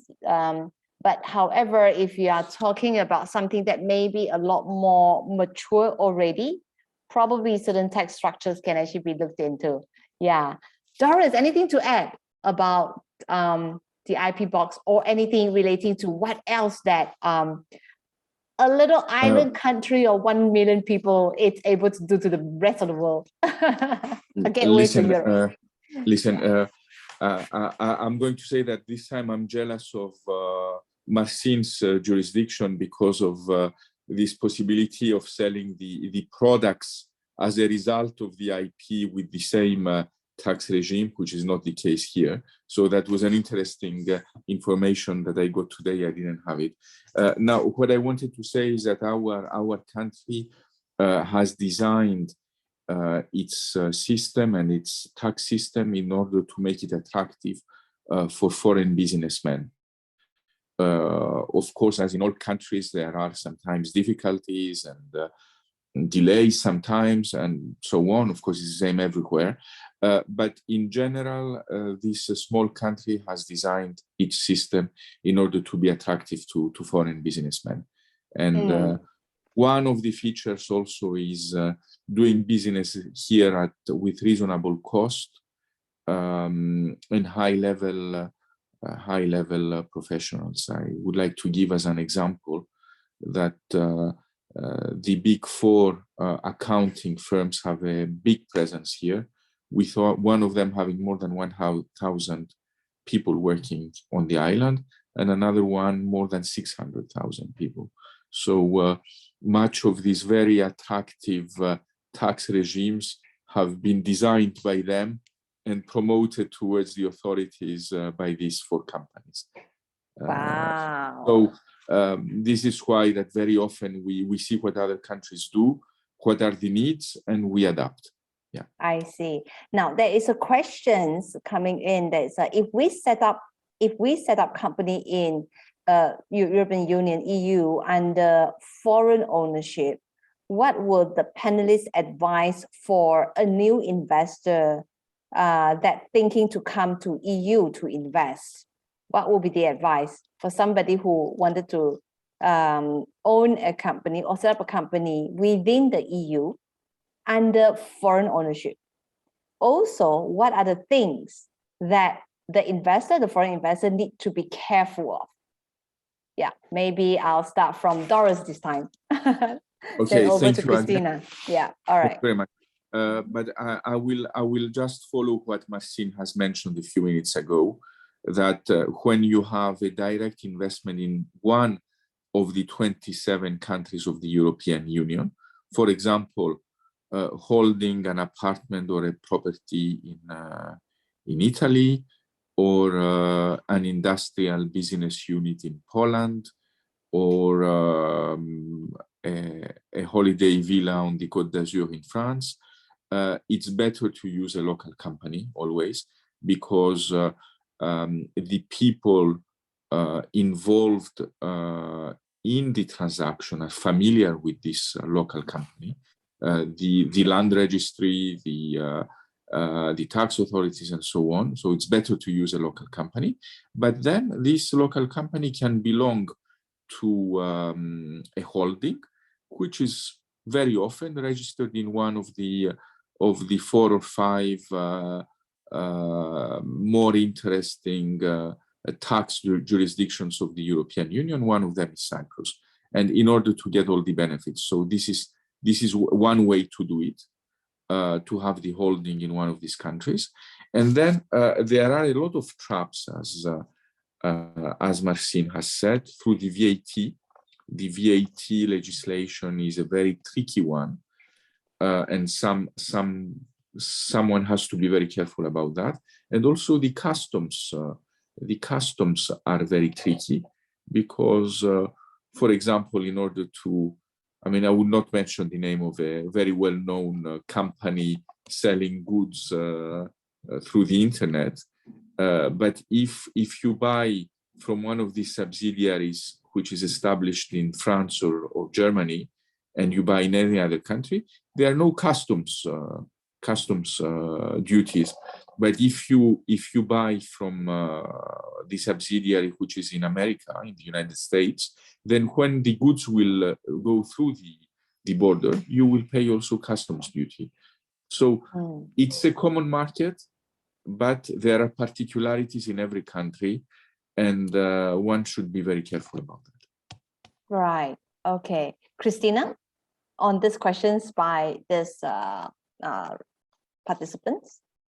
Yeah, I agree with Doris, and I think also Marcin told before, it is sometimes most easier to operate through a local company, because, as we said, of the culture, but as we said, also because the legislation, even if we are around Europe, let's say, and even if the law should be exactly the same, sometimes there are particulars in the single countries. So at the end, for example, if you would like to trade something in Italy and to make business in Italy, it is much more easier to operate through an Italian company, because there is first of all the legal aspects which need to be considered, and so it is much more easier. Then, of course, as Doris said, you can have the holding in another country, abroad. That would work, but just from a practical point of view, operating with an Italian company in this idea is much more easier. I believe this question is about company incorporated within EU, but the ownership of the company, it's foreign. Yeah, just out of curiosity, so can a property in the country of our discussion today being 100% owned by a foreigner? Is there any restrictions on the property holding? In Cyprus, it seems that you can buy property and owned by foreigners, right, Doris? So, Agnes, yes. Yeah. So if the potential buyer is a European Union citizen or a European Union company, there is no restriction at all. It's exactly the same as it is for a local, for a Cypriot. Now, if the potential buyer is a third country individual or a third country business company, there is a restriction to one house or one plot or one apartment, but this is very easily solved, this restriction, by using a local company or another European Union company, which can belong 100% to, in this case, to Malaysian people, for example. I see. And in this case, there is no restriction at all. This foreign-owned European company can buy any let's say, volume of properties they wish to. I see. So a European incorporated company, it's considered as local. Company. In this case, yes, absolutely. Okay, this is interesting because it's slightly different over in, say, in Malaysia. Yeah, it will be, we will look behind the entire structures of the shareholding to identify what is the status of the company, which is slightly different. Yes. This was the case here 15 years ago, lifting, let's say, the veil of the company to see who is behind. But this has been changed, fortunately. So now there is free access to property. I see. Anything to add, Marcin? Yes. I think that in most of the European countries, it works like Doris described it. I mean, so once you formed a company in European Union and you would like to have a property company, so to purchase the plot of land or purchase the real estate, so usually this company will be considered the European company, and all the restrictions which exist in under the local jurisdiction will not apply. But of course, in Poland, for example, the regulations regarding the permissions for purchasing the real estate are much more complicated. In principle, it works in the same way, but only in reference to the residential property or in reference to the industrial property. But whenever there is an agricultural land, so it's much more complicated. And usually you have to assume that for foreigners, the purchasing of the agricultural land in Poland, I don't know how it looks like in other countries, will be a real challenge, and it won't be even possible without any legal tricks. The problem is that sometimes if you wanted to invest in an industrial property, which is located on a plot of land, it may happen at the end of the day that the part of the plot of the land is qualified as the agricultural area, which usually makes a lot of complications once this industrial property is supposed to be sold. So this is something that needs to be taken into account when investing in Europe, that usually the trade of the agricultural lands is much more complicated and restricted. I see. Thank you. Now, last question before we close the sessions from the participants. Agnes, yes, Doris? May I just say something which I think is interesting? Now, this last intervention of Marcin shows how difficult, how simple things are, but how difficult they can get. You see, there is free access to property, but because agriculture is a very big business and very important part of the economy of Poland, there are restrictions on acquiring agricultural land, specifically in that country. And this brings complications when you want to buy enough land to set up an industrial unit. So this is why the rules are general and give a liberal access to many things. But when you go in each country, there are specific problems that you have to tackle. And this is a very good example, I think. Sorry for interrupting. Not an issue. You know, in Asia, there is a saying that we like to say all the time. Simple but not easy. We always want to say that, okay, it sounds simple, but it's not easy. So I think everywhere it's like that. There are policies, the implementations we had to look into, the delivery of that particular policies is also can be different from country to country. The last question here is actually, I think it's very relevant. For your information, this morning, we actually have a sharing coming from Thailand, and they are accepting cryptocurrency. right? So they allow cryptocurrency trading, in their market. So there is this question: are there any countries in the EU that are friendly to companies dealing with cryptocurrency and NFT, non-fungible token, basically tokenization things? Does anyone has anything to add on this one? Is it legal, cryptocurrency trading? Is it acceptable at the moment? Doris? May I try to answer this question?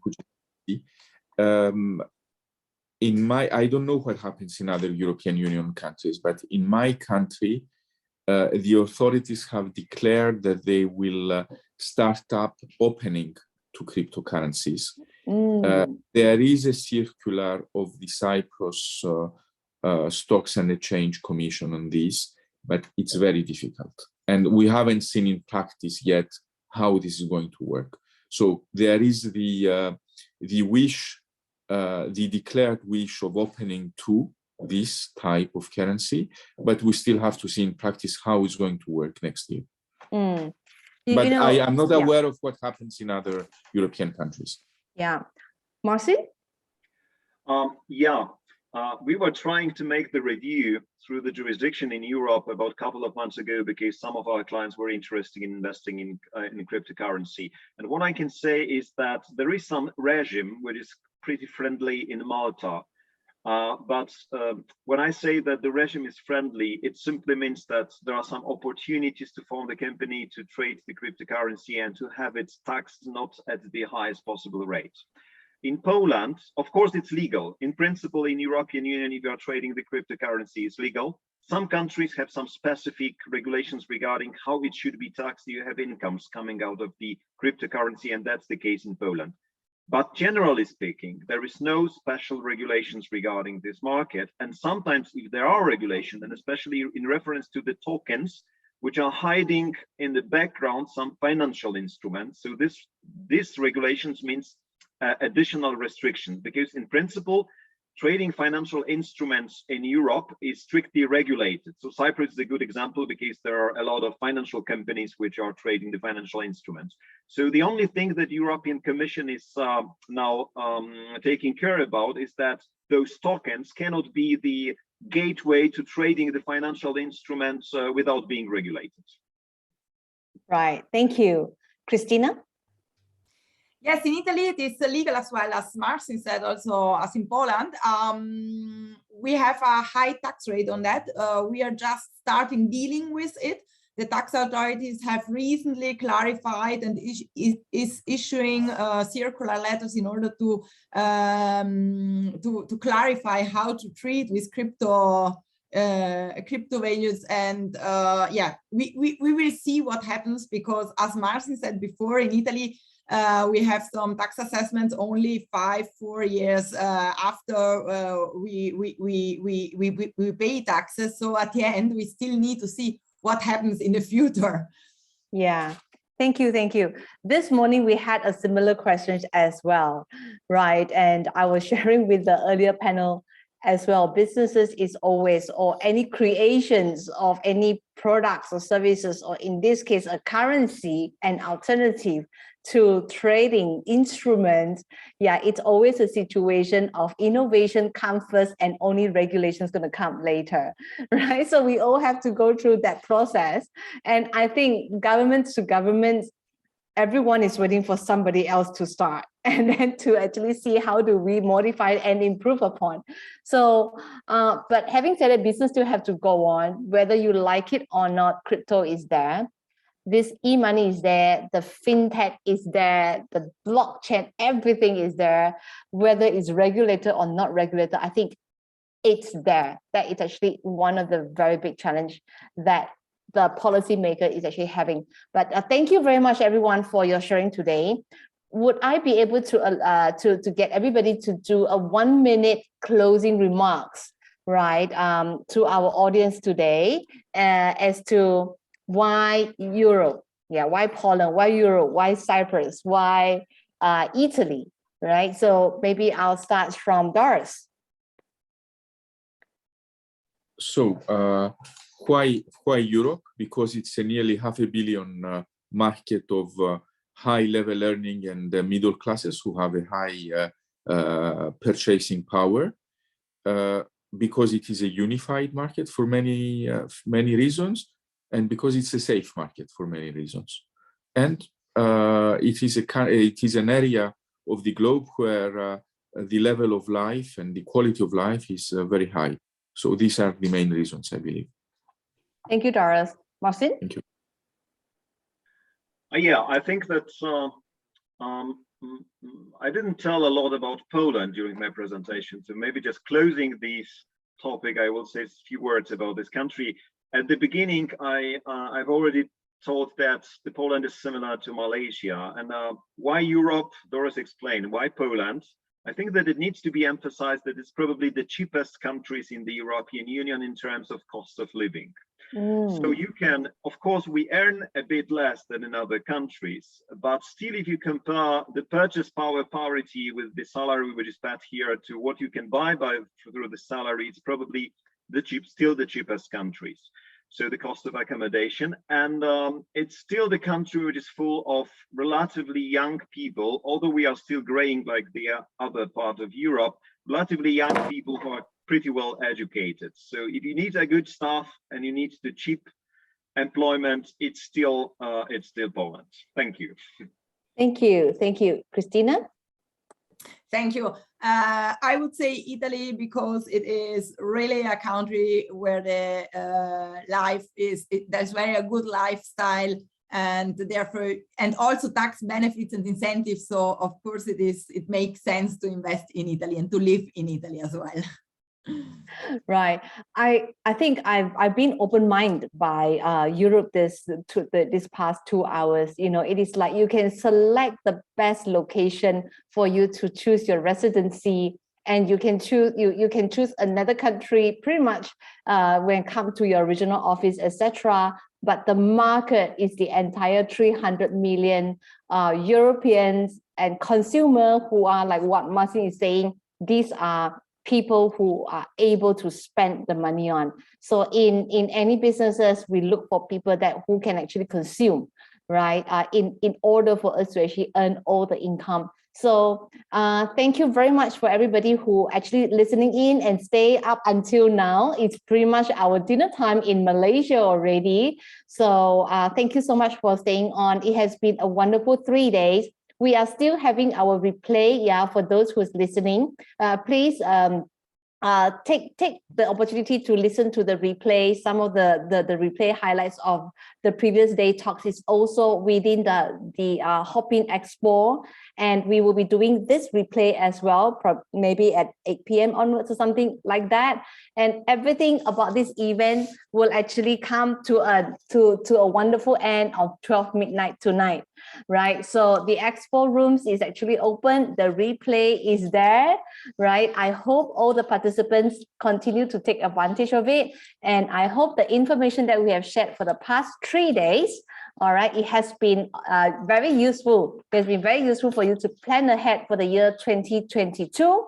And the event will actually closes at 10, right? So we had 3 hours for you to listen to all the replay that is actually of importance to you. And the information, the entire purpose of this is we are exchanging knowledge for charity. Actually, we are exchanging knowledge for charity. We do this once a year, and we are very happy to actually have ASEAN Legal Alliance with us and Rorick Legal Network member partners with us. It is definitely our honor to have you today. It is nighttime to us and it's daytime for all of you. And this is the beginning of friendship. Yeah, Christina, Doris, and Marcin. Now you have a Malaysian friend. Marcin, if you come to Asia or any of you, please, this is your first stop, okay? This is your first stop, one phone call away, all right? So, thank you very much. I will thank you. Yeah. One thing about Asia, we are friendly. And then we love people. We love to host people, right? Okay, so thank you everyone for your attention. Thank you very much. Goodbye. Thank you.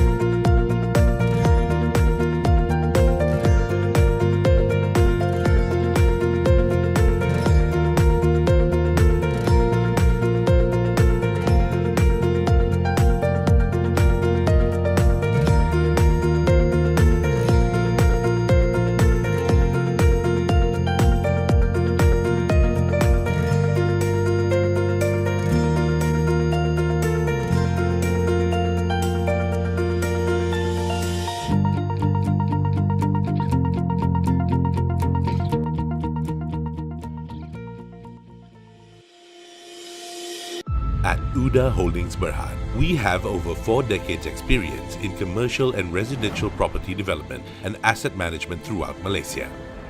We have been primarily involved in the development of new townships, public housing, recreation facilities, hotels, commercial centers and industrial premises which are from affordable to luxury. At Uda, we are committed to building a sustainable future together.